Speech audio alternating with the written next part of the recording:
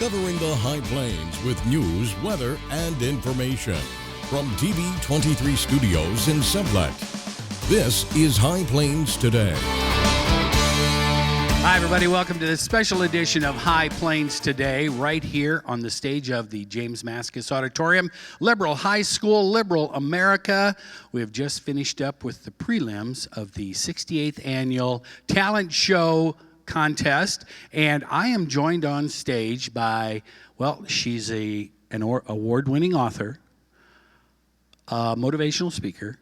You entertain, you sing, you dance, you play the guitar, and you're a former Miss Kansas, Adrienne Rosel-Bulinski, and she even has a new book, Blood, Sweat, and Tiaras, right? Wow, you really sound like you're from Southwest Kansas. Tiaras. Tiaras, sorry. There you go. Okay. Blood, Sweat, and Tiaras. I'm Tiaras, just giving you a hard tiaras, time, tiaras, Chris. tiaras. It's nice to be back. It was How so are much you? fun Did today. You did well today. Thank you. You rustled those 49 acts on and off, just bingo bango. Well, I was instructed to. So that's what I did. And you said at the beginning of the talent show, you said, this is where you got your start way back when. It is. Absolutely. You were dance images. You were a little dancer up here doing point ballet and all kinds of stuff. I remember you were a point ballet, and now she's given all that up, and she plays the guitar, sings, and talks and writes books. Yes. Okay. All right. So, we talked a couple of weeks ago about you coming back, and we didn't really get into talking about your book, Blood, Sweat, and Tiaras, did we? We really didn't. No, because it's a big subject to cover. Yeah.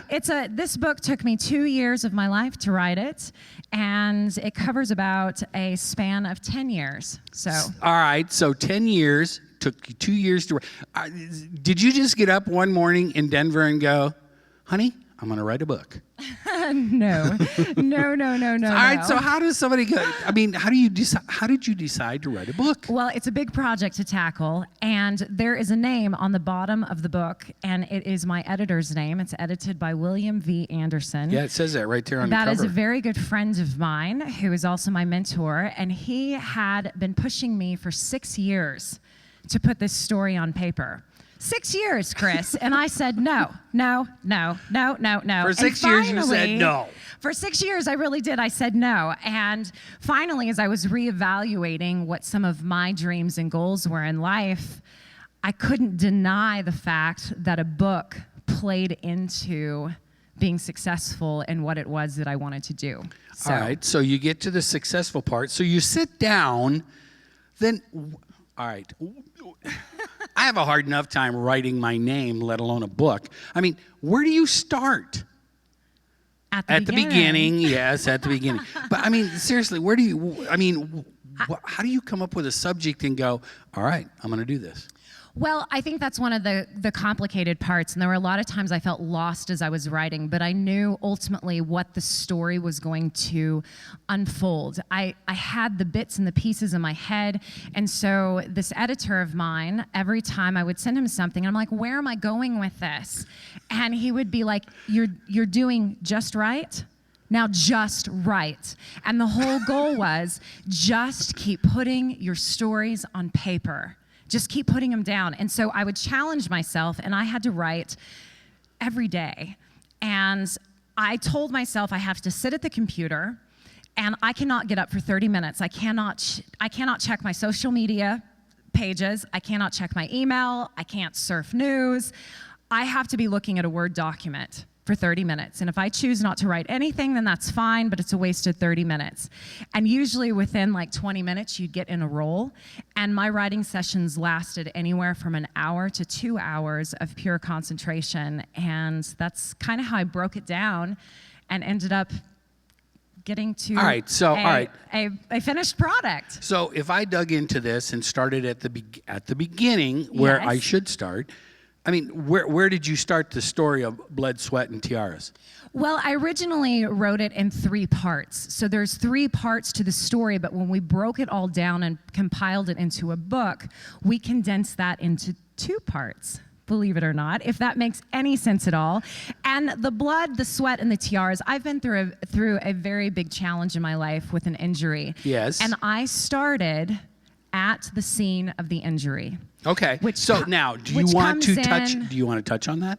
Sure. I mean, I'm happy. I'm happy to touch on that. Because that all happened after you were Miss Kansas. Correct. And you were in the cast of Texas in Paladuro Canyon in Amarillo, correct? That is correct. All right. And this was kind of a freak accident, if I remember right. It was a freak accident. And part of how I set the book up is instead of chapters, they're set up in scenes. And there is an Act 1 and an Act 2, and there are 60 scenes. And the opening scene is in the Paladuro Canyon in Texas. Okay. Yes. All right. To set up what's going to happen, where I am, and what is going on. Okay. So hold that thought, because we got to pay for the airtime. So we're gonna pay some sponsors. Yeah. Yes. All that. Okay. So when we come back, though, we want to get more into what happened and then how you went forward from the accident in Texas. Okay. Literally, I look Texas. forward to it. All right. Yes. Stick around. Absolutely. Adrienne and I will be back with more right after this. You're watching High Plains Today on TV 23 with host Chris Jewell.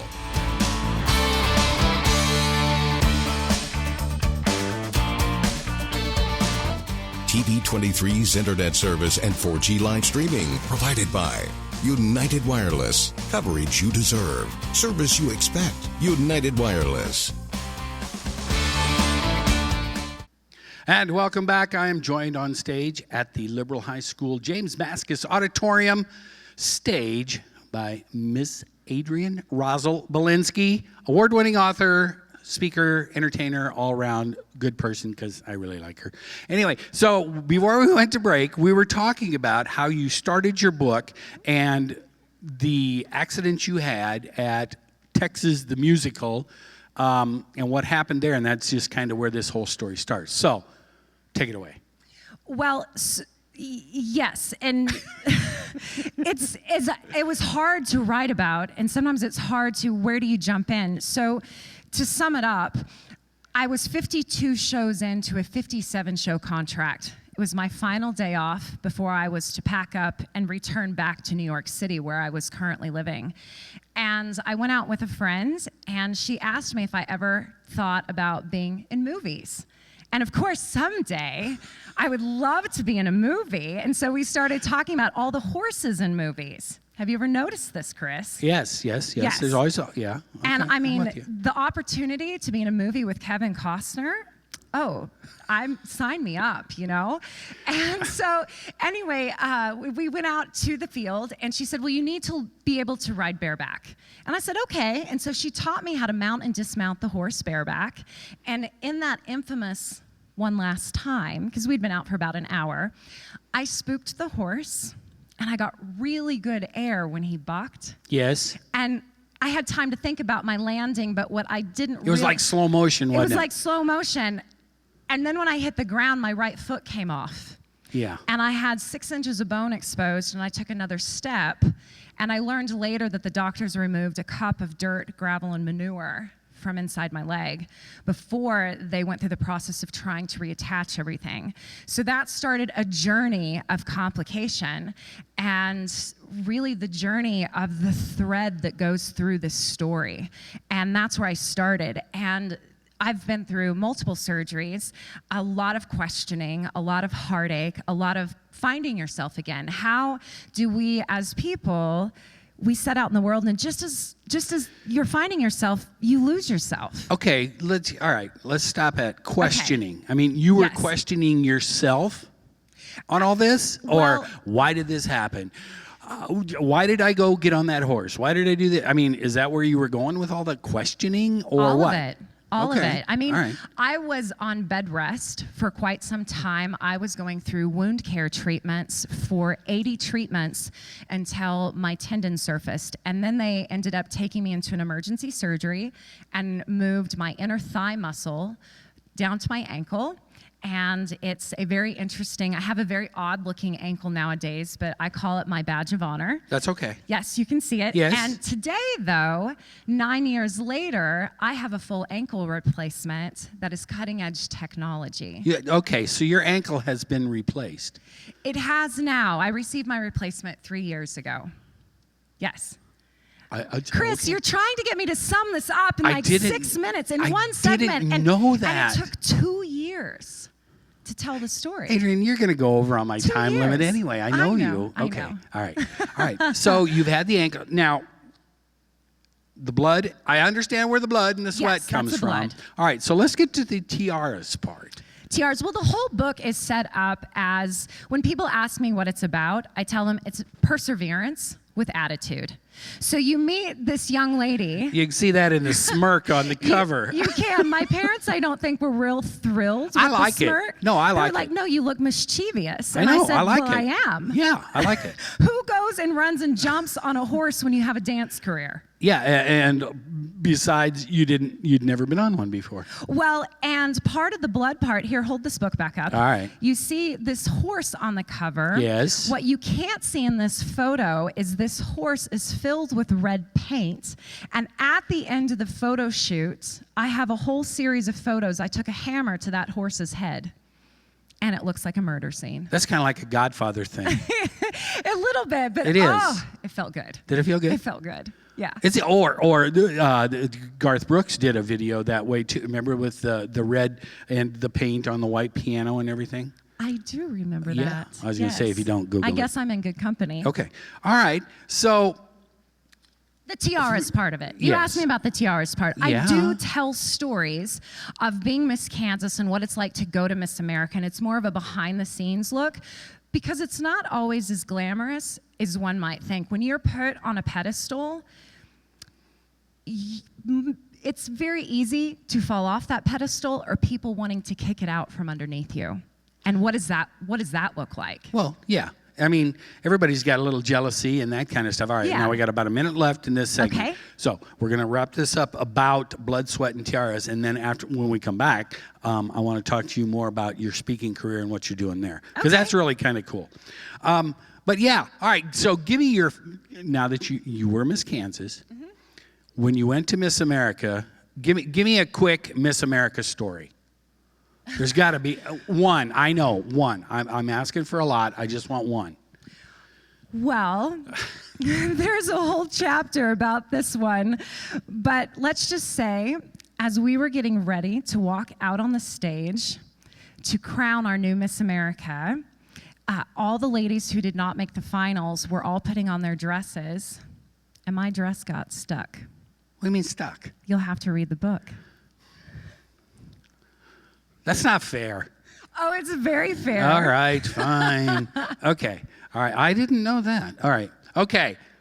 But now that we've got the book, and shameless plug after plug about the book. Yes, thank you. All right. On Amazon. Yes. Now, when we get done with that, when we get done with this break, when we come back, I want to get more into your speaking career and engagements and those types of things that you do, at churches and schools and those types of things, okay? I would All love right. to. Adrienne and I will be back right after this. And we're back right here on the stage of Liberal High School James Mascus Auditorium. I'm talking with Adrienne Rosel-Bulinski, award-winning author. We've talked about the book, Blood, Sweat, and Tiaras. I said it right that time. And she is also a motivational speaker. And now we've talked about the book for 2 seconds. We've kind of gone through the ups and downs of that. And if I want to learn what happened at Miss America, you got to buy the book, Amazon.com. Another shameless plug. All right, so let's get into your motivational speaking career. Now, how did you get, you and I kind of chatted about this a couple weeks ago, but how did you get started in that after writing the book and everything else that goes on? Well, I was first introduced to being a motivational speaker through the Miss America organization when I won Miss Kansas, and I really enjoyed it for the year, and I knew it would always be a piece of me. But then I went on to pursue my entertainment career.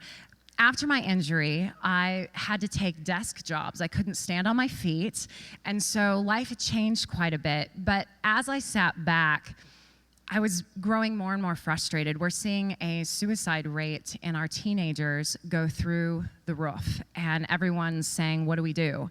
And I think a lot of it can come down to self-confidence. We have mental health issues. We have a lot going on. I do not have all the answers, but I have tools that I have developed that I knew that I had in my pocket to share with these students across the country. And I couldn't sit in an office anymore. I felt this gift that God had blessed me with, pulling me and calling me. So about 3 years ago, and the book plays into this, I was at a conference. A fantastic speaker was there, and I went up and talked to him, and he told me, he said, if you want to be taken seriously, you have to have a book. An author has authority. And I was like, oh, well, isn't that clever? And so 3 years ago is when I really started the process of writing the book to play into it. I only get 60 minutes with a group, and so they get an overview. And the nice part about it is with this, people who are going through challenges and learning their definition of perseverance, they now have a 300-page book to have somebody go through the journey with them. I felt alone a lot through the recovery process, and that's a big reason I wrote this. Okay, so, but now, when you go out to speak to various groups, now you're concentrating mainly on middle school and up, correct? Correct. Because yes. you're trying to get to when middle schoolers are at that age, yes. you know, where they're feeling alone or bullied or I'm not part of this or that. They're very impressionable at that age. Oh, yes. So that's really where you're starting to hit them, right? Yes, and in middle school, the great part about it is our 6th graders are still kind of choosing their path. 7th grade, it's kind of like they have a foot on each path, if that makes sense, between like positive and negative. And 8th grade, they've started down one of those paths. So in middle school, you have the chance to instill in them some values that they can apply to their lives to make great decisions and to build their self-confidence. In high school, you still have that opportunity, but they're looking within themselves going, am I capable of this? Do I have value in the world? Do my dreams matter? And so it plays in. But the nice part about it is I teach them the cycle of success and failure, and that you have to have both in your life in order to live a full life. And it's no different than adults, but I'm trying to get to the students at a young age to teach them this cycle at a young age so they can then repeat that process throughout their entire life. So, I mean, and I know you enjoy, I mean, because when you go to a middle school, high school, even to adults and speak at groups, I mean, you not only speak, but now you play the guitar. I mean, she used to be a dancer. New. And well, you married a guitar player. But you go and you sing, because you didn't sing until you were Miss Kansas. No, and I talk a lot about in the book singing. In the book, there's a plug. Singing was a huge fear of mine, yes. and one of my goals as Miss Kansas was to overcome that. And then after my injury, they didn't know if I would ever walk normal again, and we had lots of conversations about whether or not I would choose to amputate my foot if I was able to keep it. And I smarted off to somebody, because that's what I do, and you know me well enough to know that. And I smarted off and said, well, if my feet can't dance, then my hands will. And I started in on the piano. It didn't click, but I will play the piano someday. I know this because I fell in love with a guy who plays the guitar, and now I'm married into a whole guitar collection, and so you can't not play the guitar. Okay. That's just the way it works. That makes, yeah. Yes. Yeah. So when you're, I almost dropped the book too. Boy, that wouldn't have been a very good shameless plug. But when you're speaking, I mean, do you work the guitar and singing and all that kind of stuff into the presentation? All in 60 minutes? Ba-bam? Singing right now, yes. The guitar hasn't come out yet. That's kind of a goal in 2017. I did play it at some adult programs, but I start out... Oh, they're going to be less cruel. Oh, you might be surprised. All right, sorry. But I start out by bring 8 young men on the stage, sit them in chairs that are spaced out. This is my icebreaker. And I pick 8 random guys, and I serenade them with the love song, At Last, or LOVE, or something that is clean, yes. no bump and grind music, and clean and fun. And most of the time I can't hear myself singing because their peers are having such a good time. Laughing with me, and hooting at them. Right, kind of taunting them. I make them dance with me, and I don't know how to do that with a guitar yet. Oh, all right. But I'll get there. Okay. I will get there. So now, and that's your icebreaker, right? That is my icebreaker. Okay, so then from then, where do you go from there? It depends on the age group. If I'm in middle school, I dive right into the first time I sang a solo on this very stage in the 6th grade. I completely bombed it. Bombed it. It was horrible. Okay. And when I went down the hallway to get to the back of the auditorium to watch the rest of the competition, I had some very snide remarks come from peers in the hallway. And it set me on this course to developing my self-worth and my self-esteem to be able to overstep that. And that's how I give them 4 steps to success. All right, quick, because Brian's yelling at us. We got to go. 4 steps to success. But most 6th graders can relate, 6th, 7th, and 8th can relate to being made fun of by a friend. There you go. Have you ever been made fun of? Oh, yeah, all the time. You've evidently never watched my show very many times. Adrienne, you have great confidence. No. Adrienne, this was fun. I mean, I've been wanting to get I've been trying to track you down and do this with you for a very long time. But you know what, people? She is a very sincere and a wonderful young lady. Blood, Sweat, and Tiaras. You can get it on Amazon.com. You can go to AdrienneBulinski.com. You can check her out. Everything's on there you want to know. You can get her to come speak at your engagements, all that kind of stuff. She's in Denver. She's not that far away, right? I'm in Denver. Adrienne, this is fun. And I love to travel. And so come back and you and I coming home. Okay, so you and I can do this again sometime, right? Absolutely. Right. Adrienne, if thanks. You have me. Yeah. Okay. All right. And thanks everybody for tuning into this special edition of High Plains Today. We'll see you next time. Keep up to date with the latest information from TV23 on our Facebook page, KDGL TV.